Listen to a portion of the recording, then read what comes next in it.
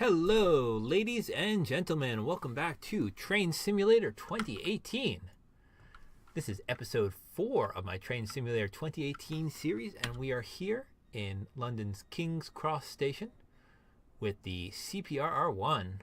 Doors are open. Let's see if it managed to open the Amfleet doors as well. This is also KermMartian Live. It did. Number 26, I believe. And we are going to be taking this CPRR1 driven consist all the way from King's Cross to Peterborough. And this is going to be fun. I am looking forward to it. Doors are closing. Doors are closed. We do not have the signal, it looks like. I'm going to edge us up to that signal so I can see for sure. Kill the AWS, and off we go. So our train is going to struggle because we have 2,000 horsepower of diesel-electric generator.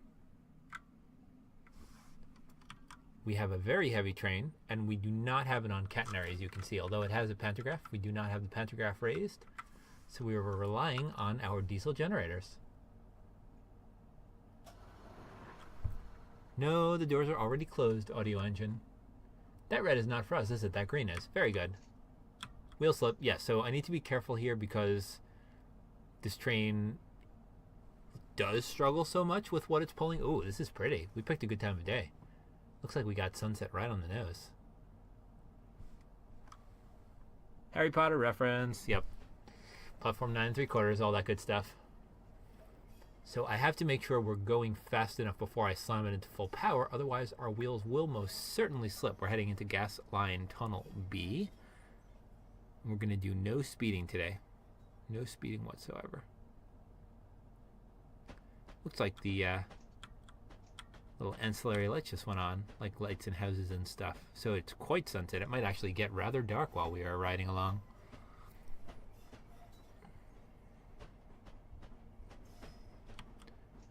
Gasworks Tunnel, Line B. I also knew that because there was a B on the board leading up to the tunnel.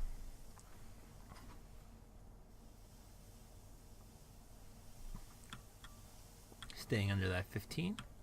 I am very familiar with the ECML, so I expect to be able to do slightly better on the ECML than on routes that I just started. Sorry, I'm still feeling sad that I had so much speeding in episode 3 of this series. I aim towards professionalism and perfection, really. Alright, as soon as we get into the 45 zone, we can slam it into more or less full power.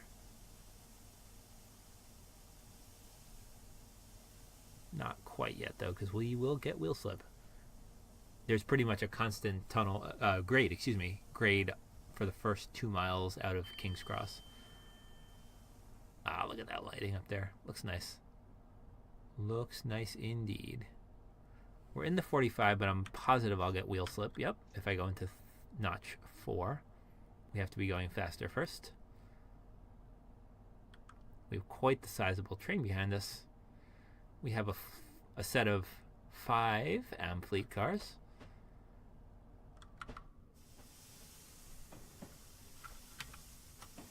Oh, that's the other 9 thing. There we go. Can I do it yet? Nope, not quite.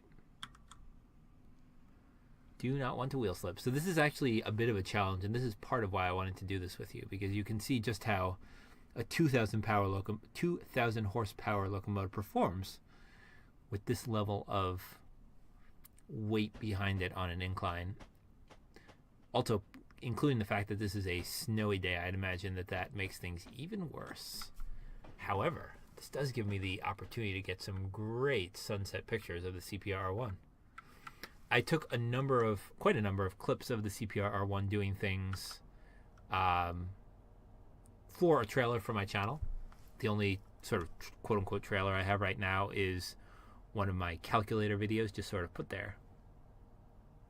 Yes I do. These are the New York to New Haven Amfleet cars that have ridiculous slack, so when you throttle up or throttle down, your speed will suddenly gain or lose like 4 miles an hour as the cars either crash into each other or Pull out behind you. Yep, exactly. Exactly. I can't believe they still haven't fixed that. Oh man, we are really struggling to accelerate here. Really struggling. So I may need to make this car more massive, you know, way more. But I'm not convinced it would actually weigh more in real life. Because the front is cab and generators, but the bulk of it is living quarters. Which may be heavy enough. They may be heavy enough, especially if I've a nice solid body for this train. I think I need to get up to about 18 miles an hour before I can accelerate without wheel slipping. Huh. Nice. Nope, not quite. If I had a sander, I could put some sand down on these tracks and that would help.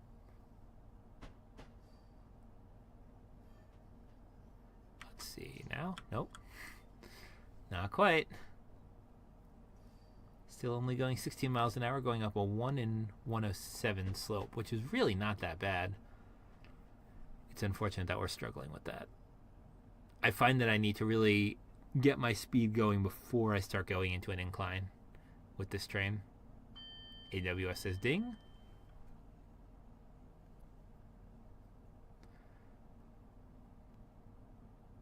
$75 miles to Peterborough, platform 3. And the sun is setting. This is going to be a race against the sun. That'd be a good title, actually. Race against the sun.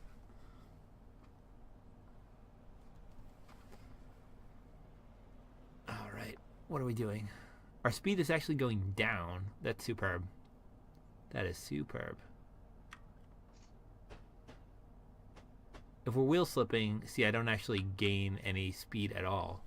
So there's no point in trying to do so. See what happens if I go down into notch 2. Nothing good. We're almost at the crest of this hill, though.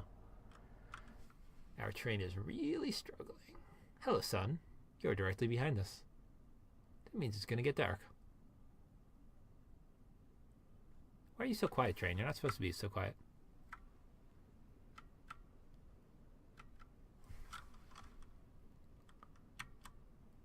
Still on a 107.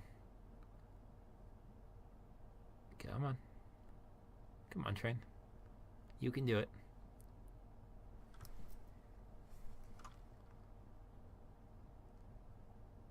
Come on, this must have leveled out by now. This is not still 1 in 107. 1 in 117, 1 in 138, 1 in 161, 191, 232. All right, now we should pick up some speed. 291, 395, 555. There we go. Come on, little train. You can do it.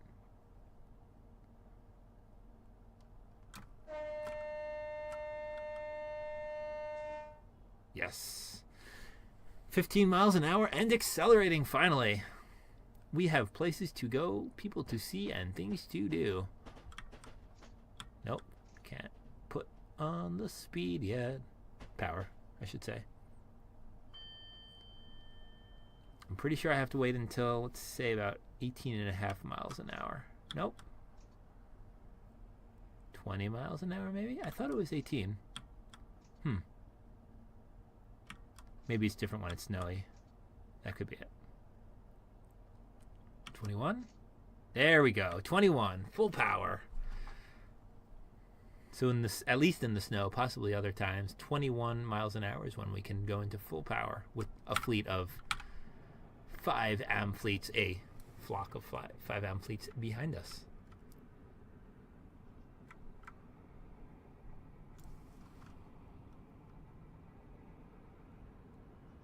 Yeah, listen to that.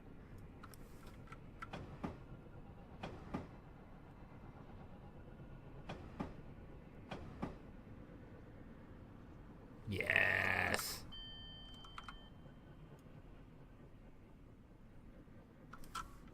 Screenshots, I think. Yes. No, come back, son. I need you. I need you for epic photos.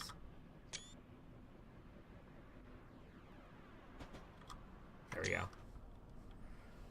Here we have... The heck is the name of the station?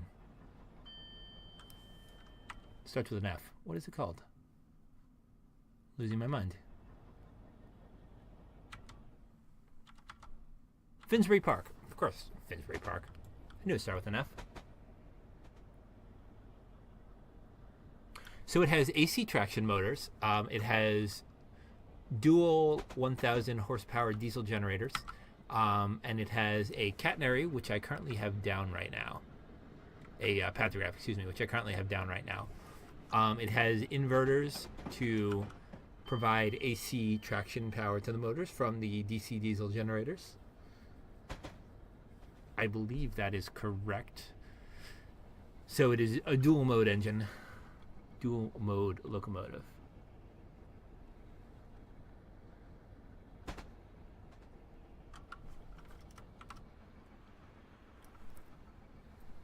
I've just stuck my head out the side here so we can see from the side of our train.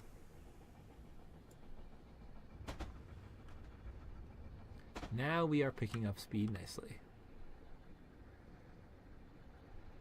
50 miles an hour. We have a friendly 365 over there. Had.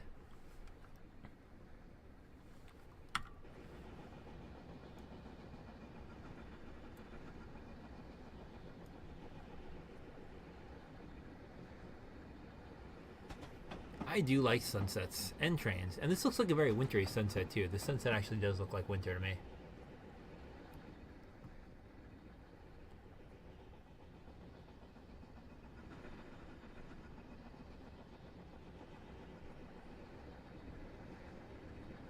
Look at all those 365s over there.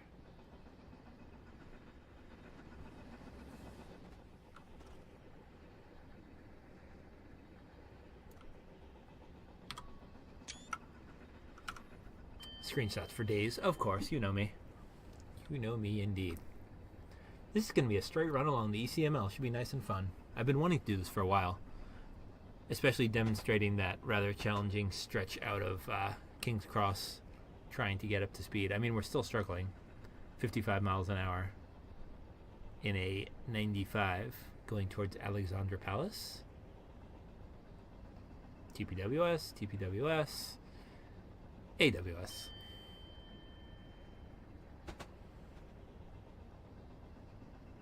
Well, you were right. You were right. Wait, didn't Matthew say that? I must be losing my mind.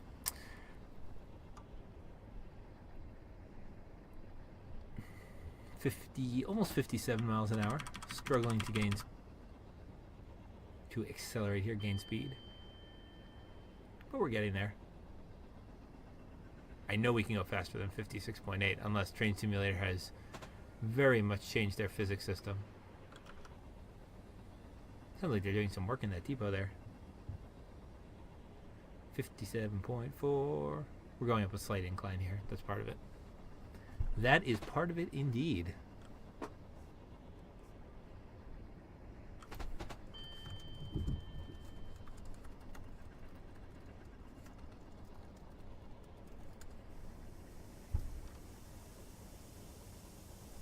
I would, but I cannot easily scroll up there. I will take your word for it. I totally believe you. Hello, person who is on Twitch. Thank you for joining us from Twitch. Restreamio comes in handy.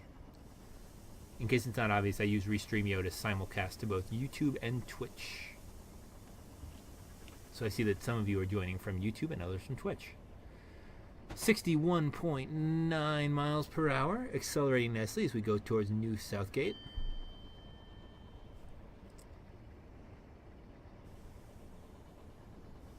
Very sunny, beautiful sunset. A+ to everybody who suggested such a thing. I love these trackside views. Yes.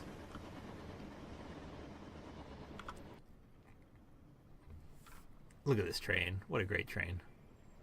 So good at being a train. See if we can get another trackside view. It's hard to do it. But sometimes we can convince Train Simulator to give us a trackside view if we just press this key enough. That's not trackside, that's us getting run into. Ooh, that does look nice though, doesn't it? So sleek. I do love trains. Have I mentioned that? Does this come as an utter shock to you guys? Ah, I had it and lost it. Dang.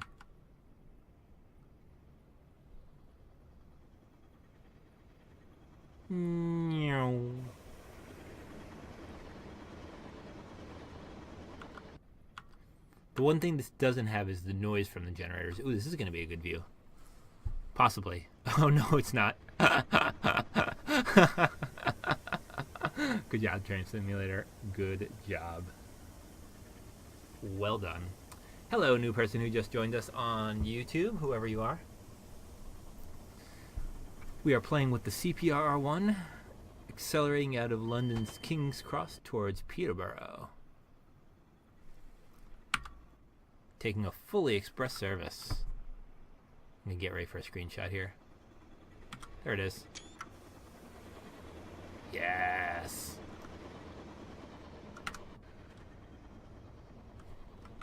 That is correct. Almost at 70 miles an hour, finally. Finally accelerating up to nearly 70.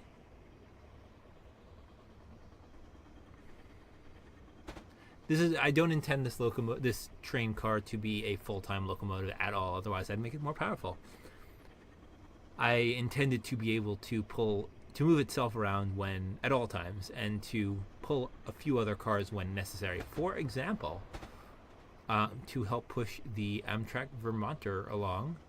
Say if it was being dragged on the end, and I was going to Vermont with my private train car coupled to the back of an Amtrak train, and they needed some extra power on a snowy winter's day. In fact, they tend to put a second locomotive on the train or in the winter. They've been doing that for the last few years, as far as I can tell.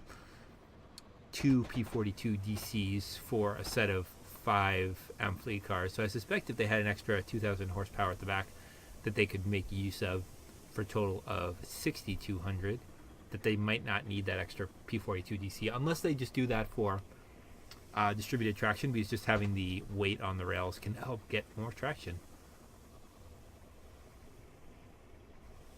As we can see, I mean, if this train was heavier, or if we were spreading the same number of horsepower across more weight, we would be able to get more traction, again, because more weight on wheels on rails. Very quiet, too. There we go. Just Train Simulator's sound system being a little silly. And we're about to enter a tunnel. Quiet in here, too. 74 miles an hour as we accelerate. I just hope it makes good routing decisions for us so we don't run into another train, which may or may not have happened in the past. Speeding through Hadley Wood, Platform 3.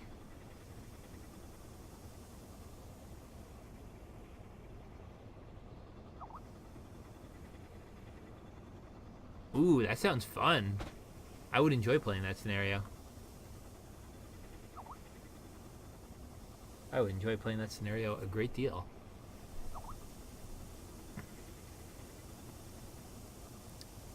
There was a version of this, the only time I've driven the CPRR1 the full length of the ECML on my stream, on my channel before, was when I had an Acela power car on Pantograph Power pushing it from the back. And that was very interesting. By the way, I should be able to apply more horsepower to the rails, more torque. Can I get more torque? Yes, more torque. I could apply more torque to the rails if I was on AC power here. I could put up the pantograph, but it's more fun this way.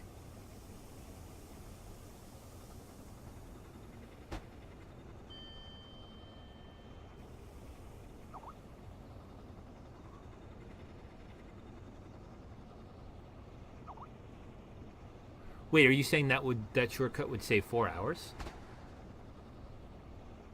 Because that would be incredible. Also, we're going 80 miles an hour. Go us. Passing through Potter's Bar.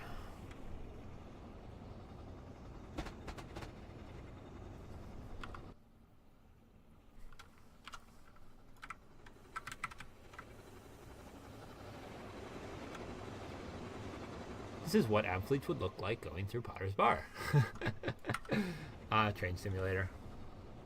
That's incredible. That's quite the savings. On the other hand, do you have any idea what the cost of creating such a tunnel would be?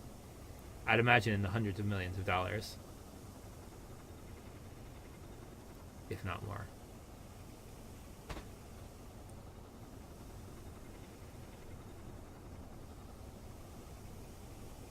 $4 hours. That's incredible savings. Wow.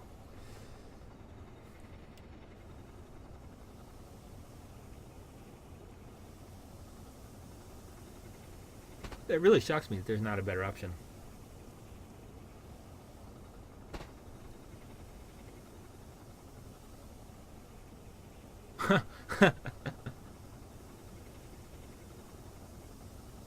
Yeah.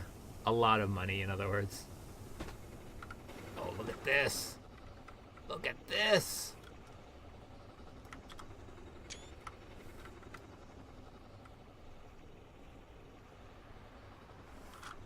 Such train, such sunset, so happy. Yes.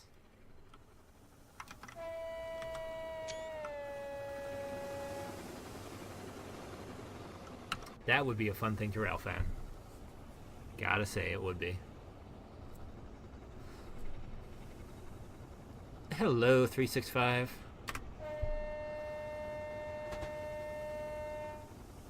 AWS says all as well.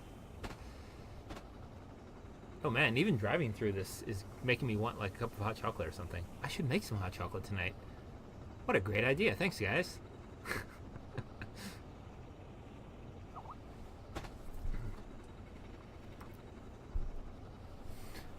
What else? What else should I tell you? I feel like I've spent many videos telling you about the CPRR1, so I don't want to reiterate everything about it.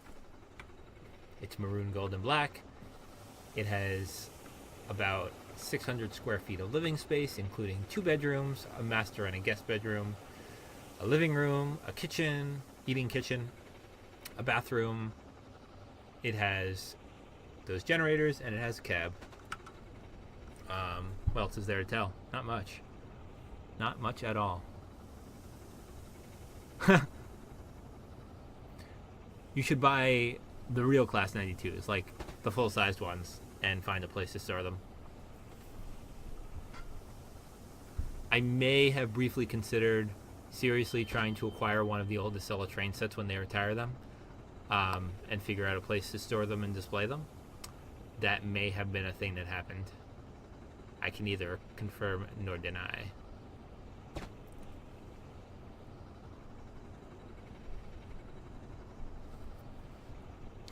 Is it really? Somehow I don't believe you. Hot chocolate is best chocolate. I heartily recommend Lake Champlain Chocolatiers. I like their peppermint hot chocolate, and I like their Aztec hot chocolate. It's a little bit spicy. Got a little bit of chilies in it. Both are extremely good in different ways. The peppermint is more of like a Christmassy hot chocolate, whereas the, at least for me, I find the Aztec hot chocolate to me more like a refined, warming hot chocolate. I envy you your backyard if that's true, Matthew.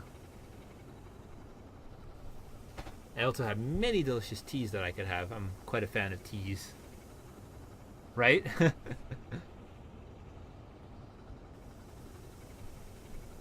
Oh, and what did they say? What? How is that even possible? I can probably fit the cab of a locomotive in my room. And I have no backyard because city. I'm sure you measured. That would be the first thing I did. How many trains can I fit?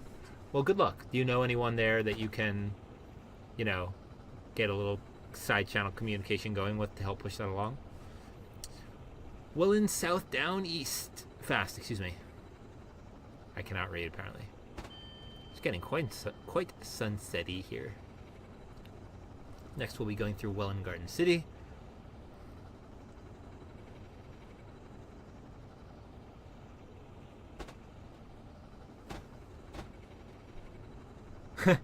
Indeed.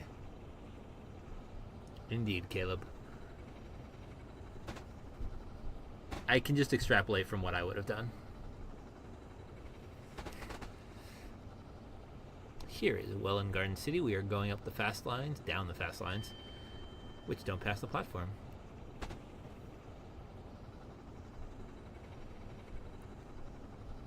Oh wow, that's awesome. Good to hear. Here's a question. How many of you are transit-oriented teens? And if you don't know what I'm talking about, then you are not one. You should get you a winglet.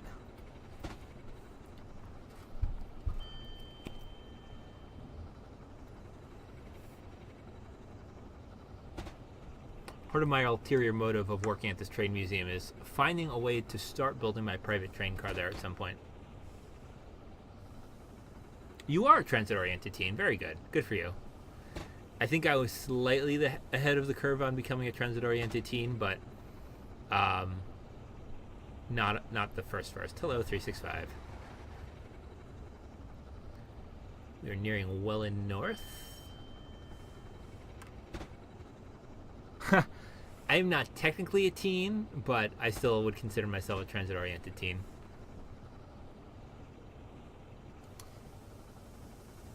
Heavy rail and light rail for me. I see the appeal of airplanes. I can't say I love them myself, but I see the appeal.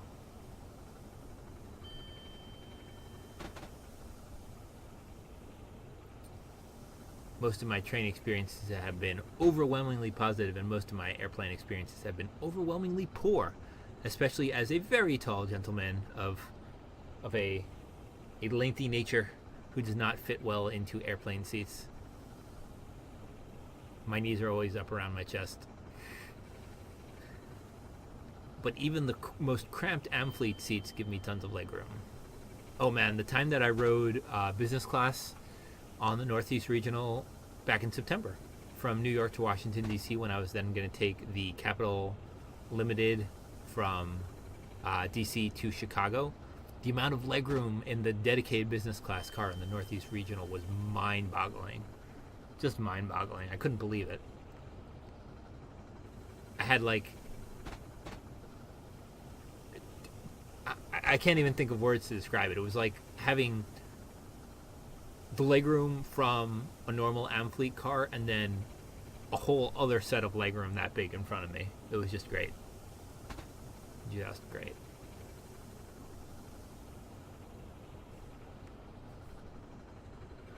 Well, so that's the thing.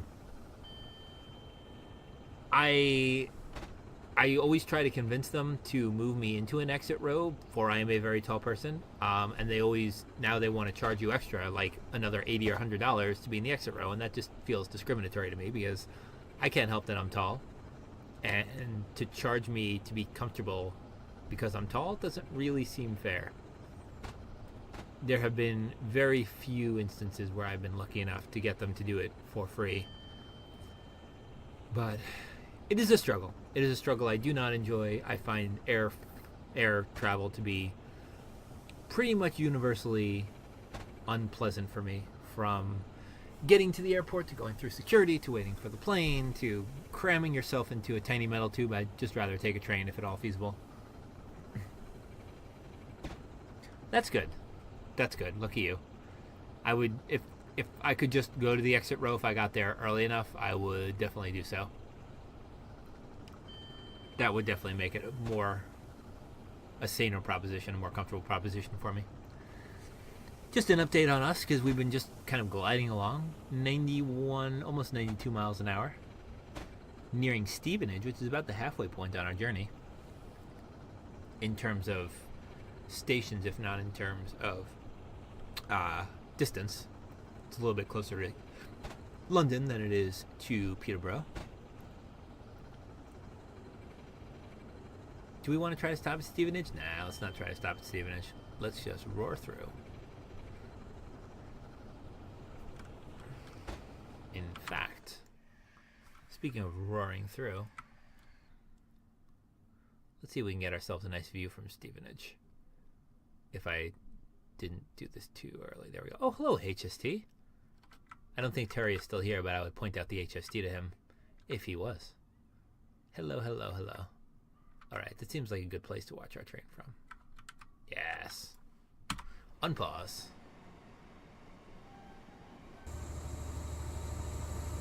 Power car. Making loud diesel-y noises.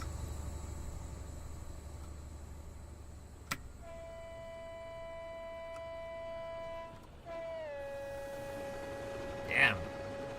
Now we've picked up some speed. Now we have indeed. Go us.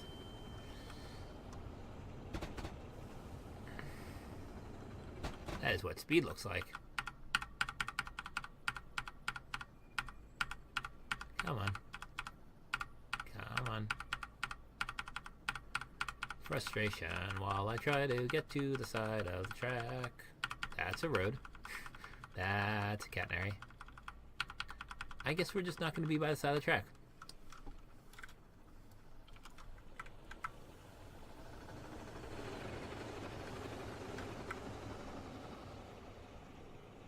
Very nice. Anyway, another 47.77 miles to Peterborough Platform 4 as we roar northwards along the East Coast Mainline. Now, if we really wanted to get some speed up, and I've done this, so when I was not streaming or recording, I may have tried driving the CPRR1 with the same consist of 5 Amfleet cars from Penn Station to Dover. That's the Morristown line in New Jersey.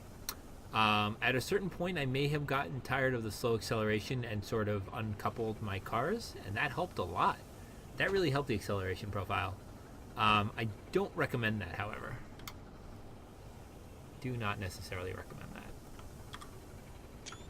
This is very pretty. Very pretty indeed. Winter sunset in a train. Man, it's a funny old life, isn't it? It is. That it is.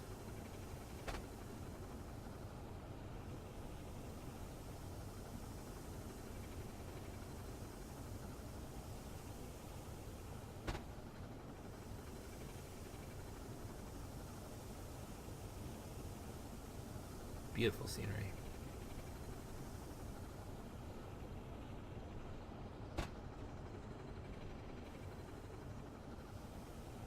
Ding.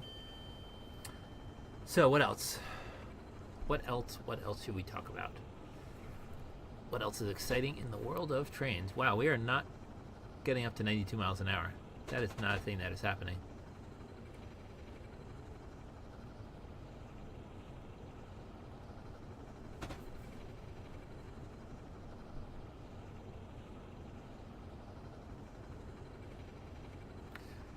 Other things in trains, by the way, here's our train in case you are just joining us. CPRR1, Amfleet Coach, Amfleet Coach, Amfleet Coach, Amfleet Coach, and Amfleet Cafe. There's me. Hello, me. What's the letter again? B? Yes. Nom nom nom nom nom nom nom. Nom nom nom nom nom nom nom nom nom nom. Our train shall eat all the things. That is the thing that shall happen. We are nearing the part where there's a branch off to Cambridge, unless we just passed that. No, I'm all mixed up. What am I talking about? I may be all mixed up.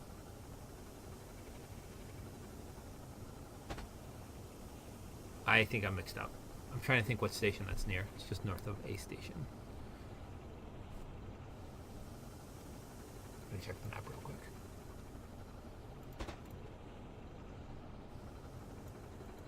Oh wait, I was right. I just missed it. It was past, that's right, Hitchin platform. Hitchin station. There's the branch that goes off to Cambridge. Very good. Very good. I am sane, at least with regards to that. We are still on a 4-track route, and we do have some grade crossings coming up, some pedestrian crossings, so I will look out for our whistle boards.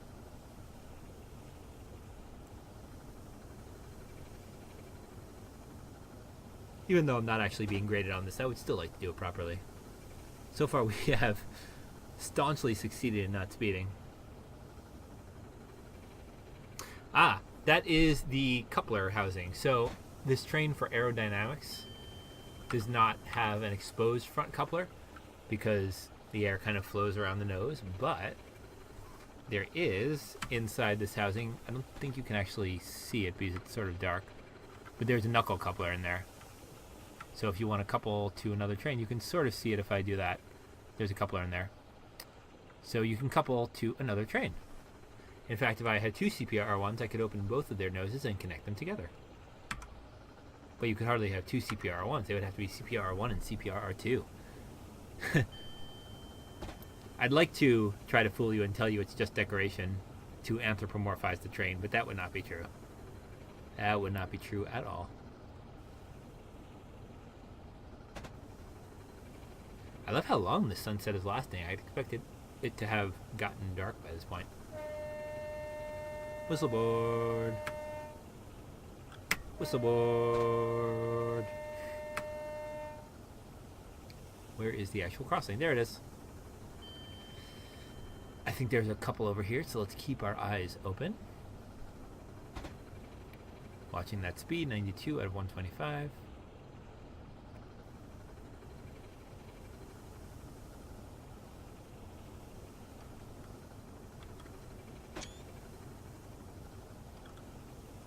Yes, that was a screenshot. Why do you ask? Where is our... Oh, here we have Arlesey. Arlesey down fast, specifically. I've driven very few slow services where I've stopped at these stations north of Stevenage. I've focused my stopping services on Stevenage to King's Cross, so I'm not quite as familiar with these more northerly platforms along the portion of the route between King's Cross and Peterborough. And unfortunately, I'm almost entirely unfamiliar with Peterborough to York. I have never driven that or ridden it in real life either. Where are these other grade crossings? I know they're here somewhere.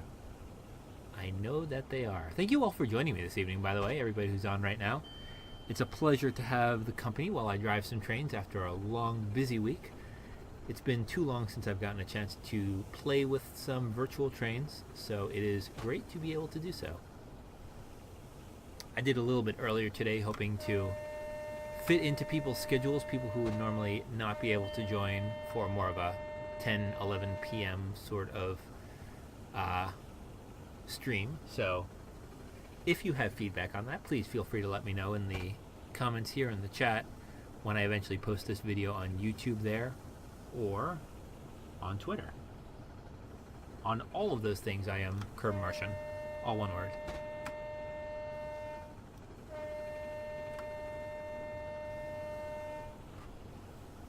There is the associated grade crossing. All is well. All is well.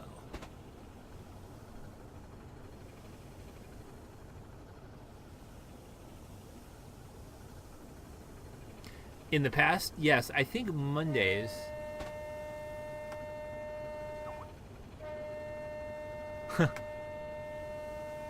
Damn, that's frustrating. So I teach 7 to 9 p.m.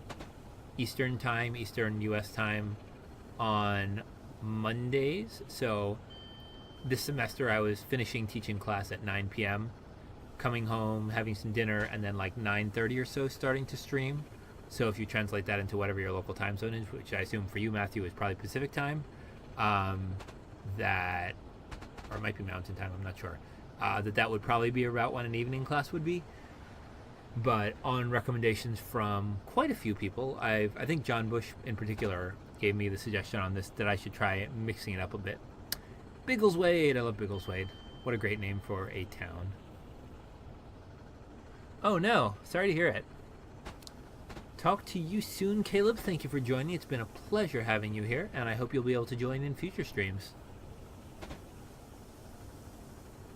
Oh, you don't do DST. That seems so sane. I don't understand daylight savings time. We should just have daylight savings time all year round.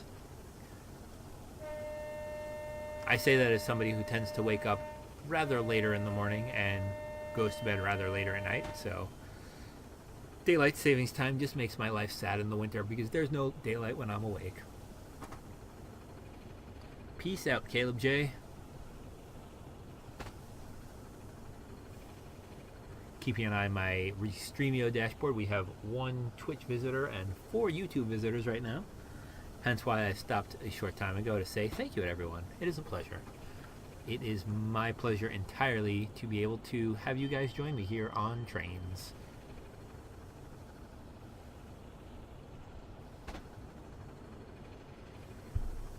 Yup, the sun sets here at about 4:30 or 5 o'clock these days. That's why I picked 4 o'clock as the start of this scenario. Excellent, glad to hear it. I think that was whistleboard, albeit a short one. That might have not been a whistleboard, however. I caught it out of the corner of my eye. I think it was not a whistleboard. Hello, 365. I honked my horn unnecessarily. We are at Sandy. This station is Sandy. Next station will be Everton.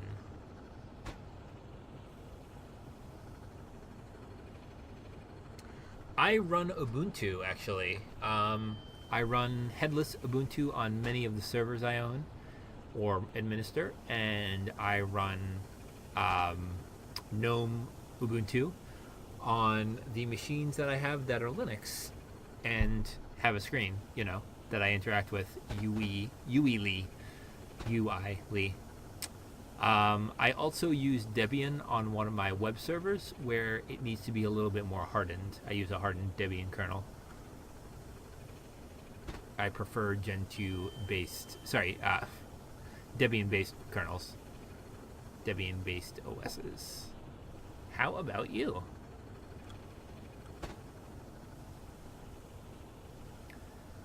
Are we going to make it to 100 miles an hour? That is the question, because we have been full power, or as full power as we can be, since King's Cross about 40 miles ago. We have another 30 and a half miles to go to Peterborough, and we are racing against the sun. That was definitely a whistleboard.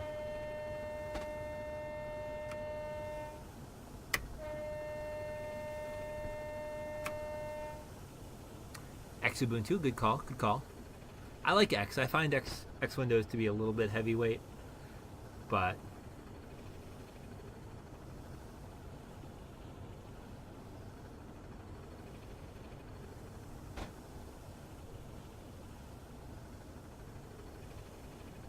sorry, I find Xubuntu to be a little bit heavyweight is more precisely what I should say. Do you have another distro on other machines you have, based on the way you phrased that?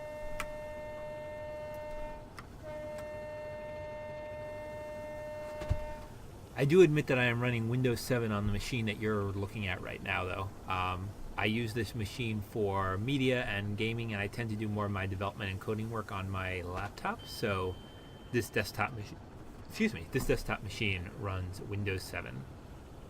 I've staunchly avoided both Windows 8 and 10 on it. 100 miles an hour! Woo! Celebration time. That is how you race the sun. Very good. 101 even. Amazing. Look at us. Look at us just barreling along. Actually, we rather are.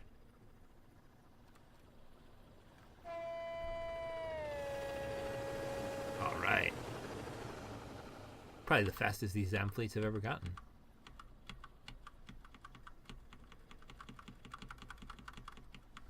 Ah. If only I could put us by the side of the track.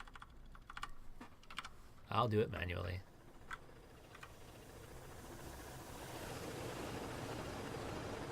Man, that's fast.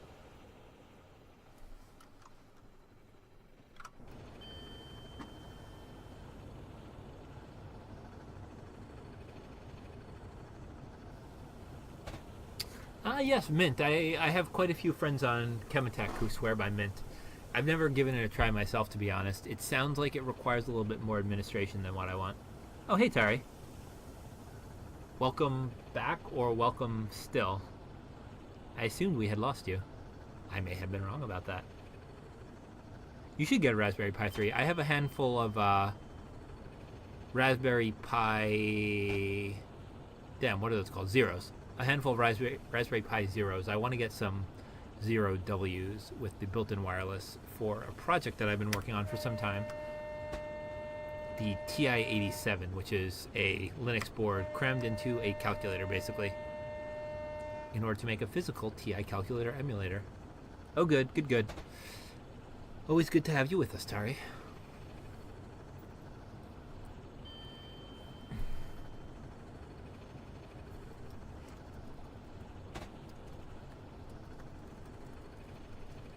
I was hoping to have our friend TI Freak8X, one of the Chemetech Minecraft server administrators and one of Chemetech's administrators, join us. Unfortunately, he is headed off to bed, so he will not do so. I do, however, have a video I need to post from our Minecraft server. We had a special mansion raid challenge a couple of weeks back. Halloween, wasn't it? Was that Halloween? Oh, damn. No. It must have been Thanksgiving. No, I think it was Halloween. Wow, time flies. Yeah, so I need to post a video from when we being the moderators and the other administrators besides TI Freak8X, played through his mansion raid. It was a lot of fun and extremely challenging. So I look forward to sharing that with you guys at some point. Arch, Ubuntu, Debian, Nix, and Linux. That is a lot. That is a lot of Linux distros. Do you have a favorite, Tari? Or is it just whatever fits best for that machine's purposes?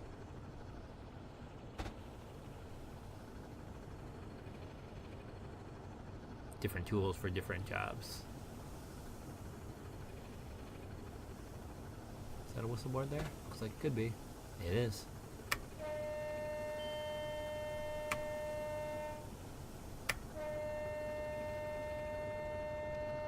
See, this route I can do with quite a bit of professionalism. This route I am quite familiar with, if I may say so myself. Yep, that's what I figured you were going to say. Something like that. Oh, another one.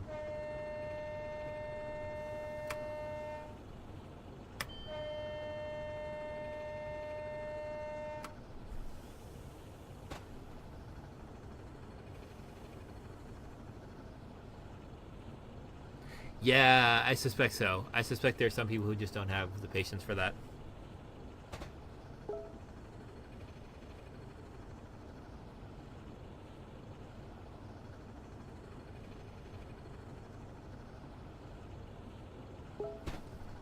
Did I blow my whistle for that? I don't think I did.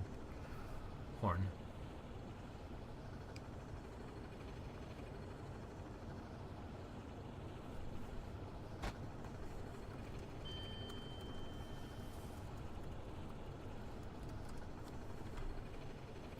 And that one too. Damn.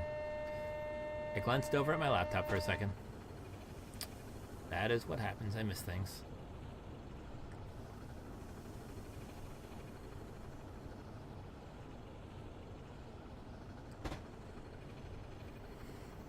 It's getting quite dark now. The sun is setting. Odd how that happens, right? It gets dark when the sun sets. Got another... Oh, wow. Only 20 miles till Peterborough. Yeah. I've had Skype and Hangouts both pop up for me, so I apologize for any confusion there. I know that can certainly be confusing. I usually remember to set myself as Do Not Disturb on those media before I start a stream, but I did not remember to do so today. My co-founder was ElfPrince13 was asking if I could do some things, and I said I'd be happy to as soon as I park this train.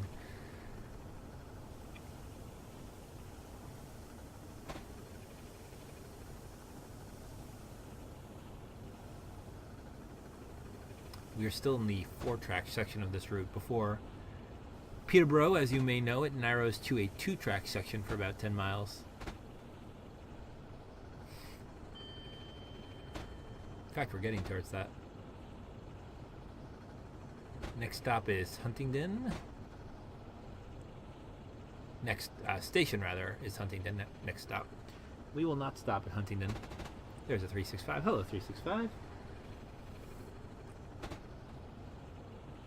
Here's Huntingdon.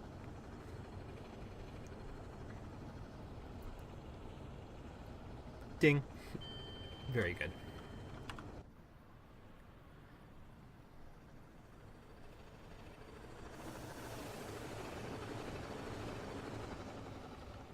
Oh, yeah. Yes, perfect, finally.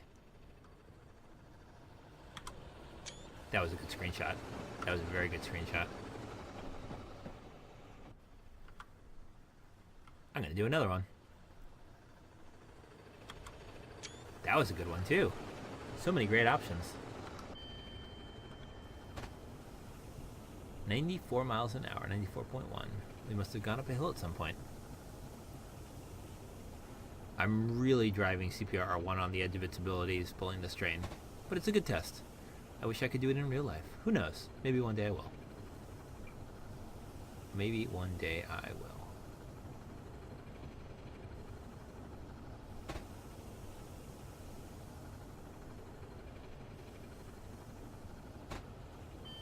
AWS says ding. Curve says curve. We're down to 3 tracks now. Our right of way has gotten a little bit narrower here, going through here.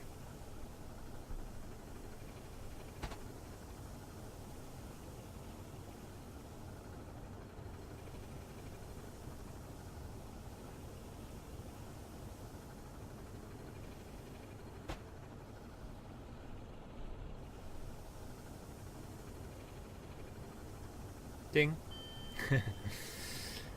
What else? What else? What are things that I should have shared with you train-relatedly? We already talked in episode 3 about the new Cascades bypass. I told you about my recent work with big trains, fixing a 1955 subway car, hoping to give that a quick little spin this weekend if we can get it all back together again and have it function. What else? What else? Can't think too much new that's going on with trains.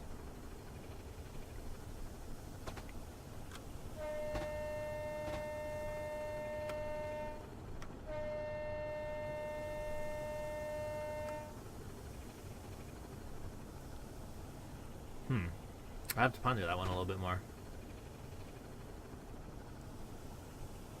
Oh, there was something I learned, and I currently forget what it is called. So I learned why, and I noticed this on the Chatham Mainline that we were driving in. Thank you, Matthew. Good to see you. Thank you for all the tips with the. I'm blanking on it, but the train we were driving slightly earlier, and I look forward to seeing you next time. Good luck with everything in the meantime, especially if you have final exams.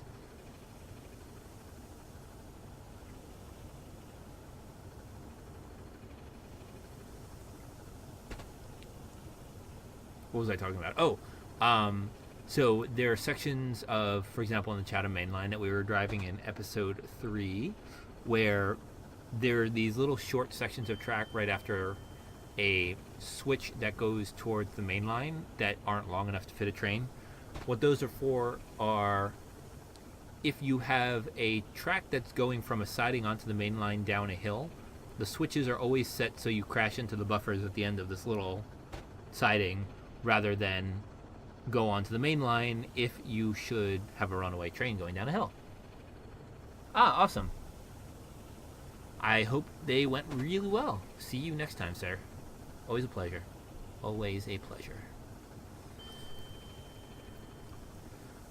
Just 11.25 miles left to go to Peterborough, and then it's going to be time for me to head out as well. Certainly it would be bad for me to take my leave before this train actually gets where it's going. We have 2 people joining us on Twitch now. So exciting. Hello, Twitch people. I hope you're able to chat. I don't think I've seen any Twitch chat. I assume Restreamio's chat is still working from Twitch, but if it's not, I apologize, and I hope you guys will come and chat over on the YouTube side if that's the case. Ding. Back to 4 tracks, but very soon we shall be narrowing down to 2 tracks. I I like these little lakes off to the side. They look very wintry to me. I would love to ride this route in real life. I know I say that about all the British trains I ride, so, you know, notice the pattern. The pattern is not accidental. That is an actual siding over there, though, over on our right. And another one. And an AWS. We are down to 99.3 miles an hour. Up to, down to. We've been faster and we've been slower.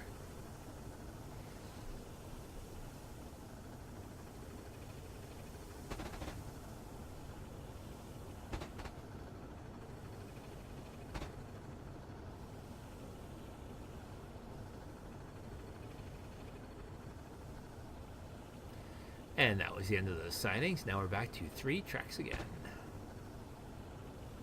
And a little snow-covered road off to our left as well.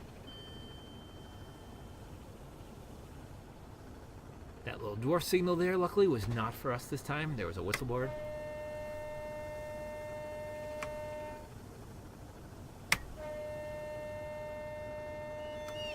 Beautiful. By the book. By the book, ladies and gents.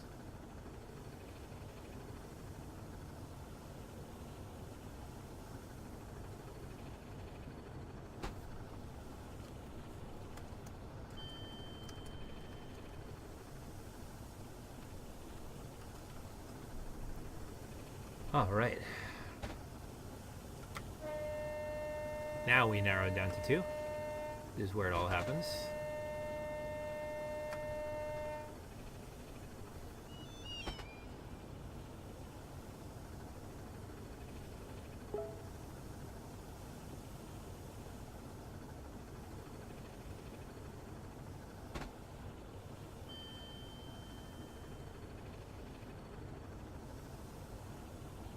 Ooh, another whistle board. Really keeping me on my toes here.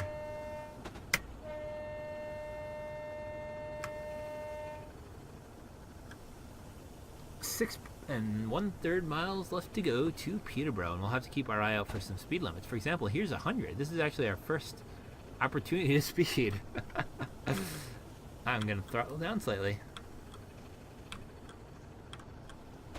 Go to idle and see if we get down to that 100 on our own.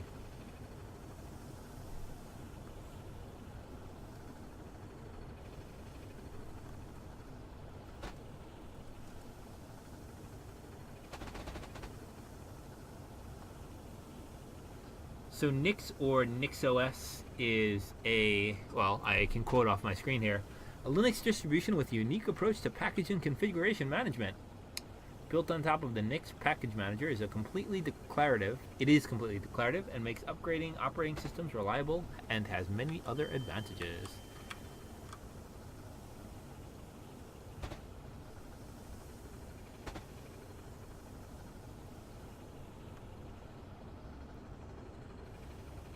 So, I don't know if that answers your question, but that is their blurb.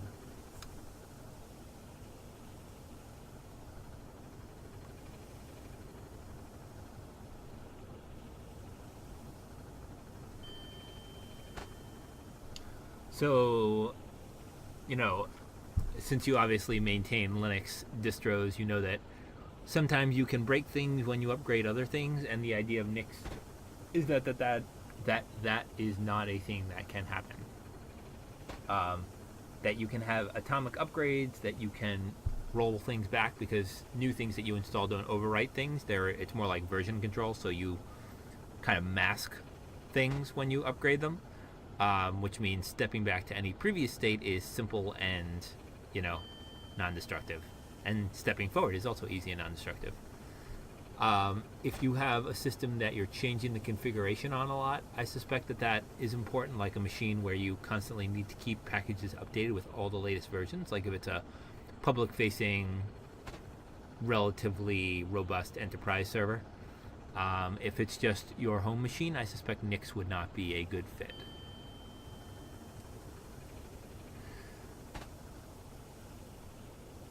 Here comes Flitton down reverse, which is not a station, but just a mark in the track.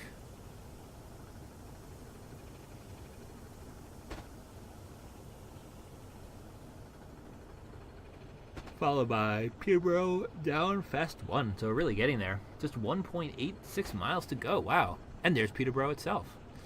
Now we have a 30 coming up. AWS is telling us about that. So let's start getting right down for that 30, and let's watch those signals as well. We do not want to crash into any other trains today. Yes, precisely. Thank you, Tari. Right.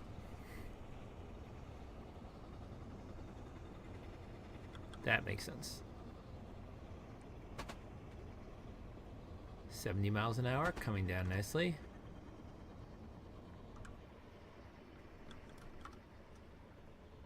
$60. There was an AWS, but I caught it.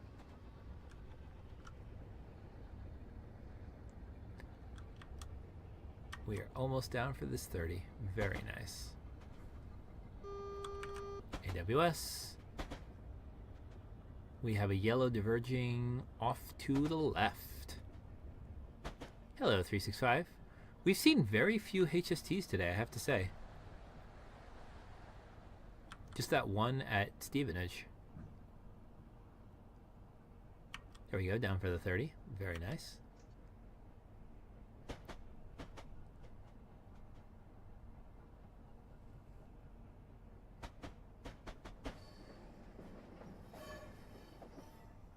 A little bit of flange squeal as we go through these points.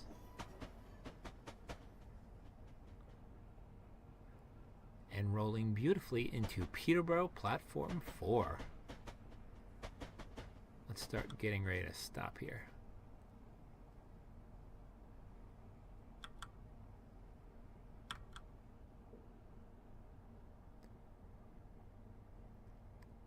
Well, this has worked out very well for us indeed.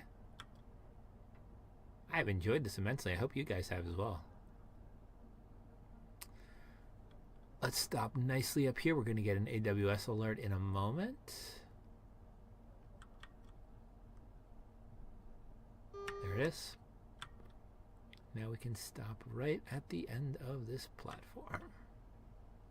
Or slightly before. You know what? I'm going to call that good. And there we go. Doors are open. Sorry, doors are open. People are getting on and off, and we have reached the end of our journey for today. Well, thank you once again for joining me, guys. It's been a lot of fun. I hope you have enjoyed it as well. This has been actually the secret here is I filmed episode 3 and episode 4 on the same evening, but I'm going to release episode 4 a few days after episode 3 just to kind of stretch things out a bit. But it is the same snowy evening in the Northeast US.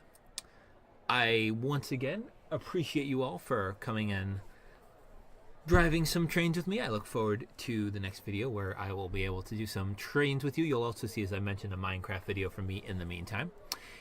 Also in the meantime, I hope you all are well. Feel free to post or tweet at me with any questions or suggestions that you have for future videos. And basically, be well. If I don't talk to you before then, happy holidays. And I look forward to seeing you all in the next video. Good night.